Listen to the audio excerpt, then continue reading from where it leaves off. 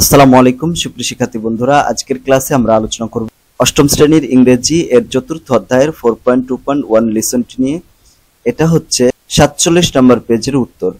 এখানে বলা হচ্ছে নাও এখন আস্ক এন্ড অ্যান্সার, প্রশ্ন করে এবং উত্তর দাও দি ফলোইং কোশ্চেন, নিচের প্রশ্নগুলো ইন পেয়ার্স জোড়ায় অর গ্রুপস অথবা দলে, দেন তারপরে শেয়ার ইওর অ্যান্সার্স, তোমার উত্তরটা শেয়ার করো উইথ দি ক্লাসের সাথে। এখানে দেখো 5টা প্রশ্ন দেওয়া হচ্ছে, তো আমরা 5টা প্রশ্ন অর্থসহ প্রশ্নটা পড়বো এবং উত্তরটাও অর্থসহ করব ইনশাআল্লাহ। তো দেখো এখানে প্রথম যে প্রশ্নটা এ নাম্বার বলা হচ্ছে the graph and the text are on the same topic, do you agree or disagree? মানে গ্রাফ এবং টেক্সটটি একই বিষয়ের উপরে, তুমি কি একমত নাকি একমত নয়? আচ্ছা, কোন বিষয়ের কথা বলা হচ্ছে? এই যে এর আগে যেটা নিয়ে আলোচনা করেছিলাম, এই যে টেক্সট 1 এ হচ্ছে গ্রাফ ছিল আর টেক্সট 2 তে ছিল আলোচনা, তাই না? তো সেটাই বলা হচ্ছে যে এই গ্রাফটা এবং টেক্সটটি একই বিষয়ে আলোচনা করে। তো এটার সাথে তুমি একমত কিনা? তো এখানে আমরা লিখতে পারি ইয়েস, হ্যাঁ, অ্যাবসলিউটলি, অবশ্যই বা সম্পূর্ণরূপে একমত। Both the graph and text are related to female education in Bangladesh. হ্যাঁ, সম্পূর্ণ ঠিক, গ্রাফ এবং পাঠ উভয়ই বাংলাদেশে নারী শিক্ষার সাথে সম্পর্কিত। তারপরে বি নম্বরে আমরা লিখতে পারি, বি নম্বরে how are the presentations of the text different from each other, explain with example. Text দুটির উপস্থাপনা একটি থেকে আরেকটি কিভাবে ভিন্ন রকম, উদাহরণ সহ ব্যাখ্যা করো। তো এটার উত্তর আমরা লিখতে পারি ওয়েল, ভালো বা শোনো, the graph presents the data visually with percentage and years in a clear and concise manner, like 29% in 211, তারপরে 42% in 219। এখানে বলা হচ্ছে শোনো, গ্রাফটি দৃশ্যত শতকরা হার এবং বছর উল্লেখ করা সহ একটা কি করে একটা পরিষ্কার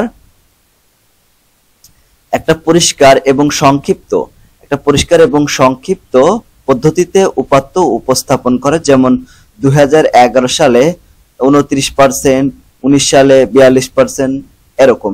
The text on the other hand provides a more narrative context about the improvement of female education in Bangladesh।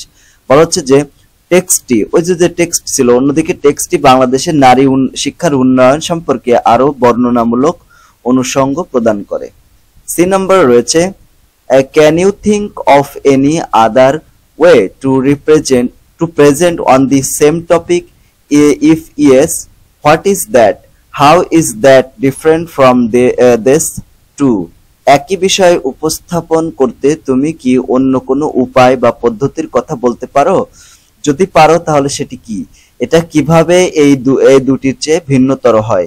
তা আমরা এরকম বলতে পারি, sure, one way is paraphrasing the text. For example, we could rewrite the text in a different format but with the same information. নিশ্চয়ই একটা উপায় বা পদ্ধতি হলো টেক্সটকে প্যারাফ্রেজিং করা। উদাহরণস্বরূপ একটি টেক্সটের তথ্য একই রেখে ভিন্ন ফরম্যাটে পুনরায় লিখতে পারা।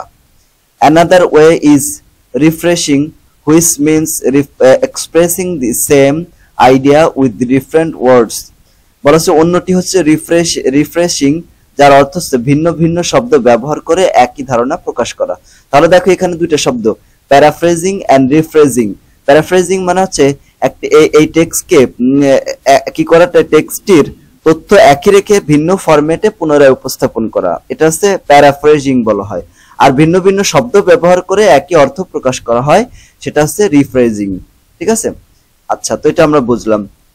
These methods would maintain the topic but present it in varied style।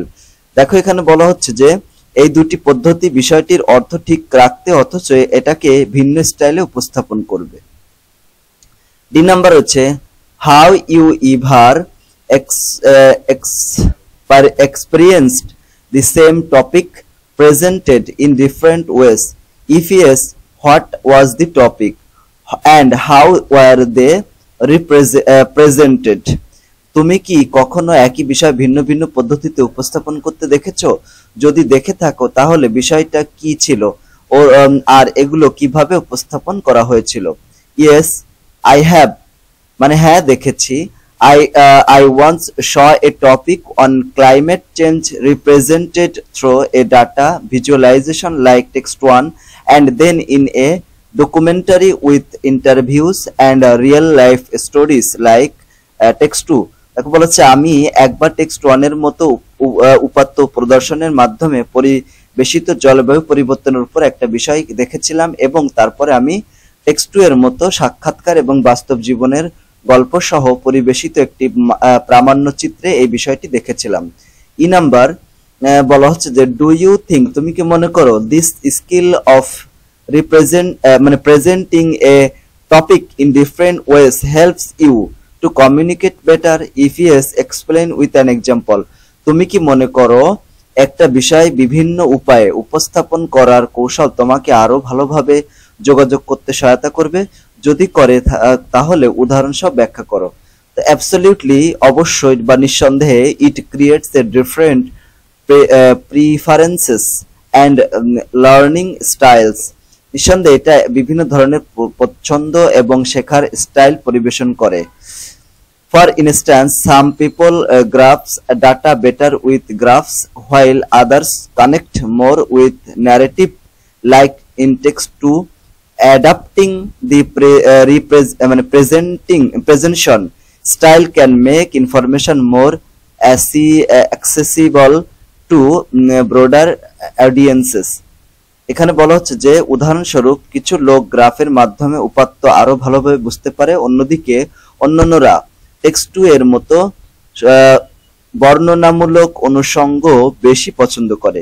উপস্থাপন শৈল আয়ত্ত করা তথ্যকে বৃহত্তর দর্শকের কাছে অধিকতর গ্রহণযোগ্য করে তুলতে পারে।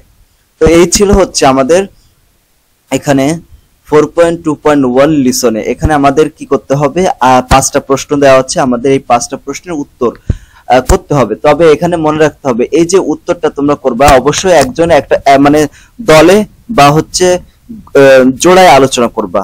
তো কিভাবে দেখো এরকম করতে পারো, তোমার এক বন্ধু এই প্রশ্নটা তোমাকে করতে পারে আর তুমি তারপরে উত্তরটা বলতে পারো।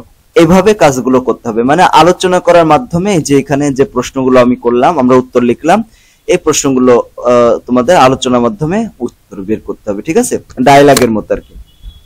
তো আশা করছি তোমাদের ক্লাসটি ভালো লেগেছে, কারণ আমি এখানে বাংলা অর্থ সহ দিয়েছি, এটা তোমাদের কাছে ভালো লাগার কথা। তো ক্লাসটি কেমন লাগলো সেটা কমেন্ট করে জানিয়ে দিও, আর যদি ভালো লাগে তাহলে আমাদের চ্যানেলটি সাবস্ক্রাইব করে রেখো এবং ক্লাসটি বন্ধুদের সাথে শেয়ার করে দিও। সকলকে ধন্যবাদ।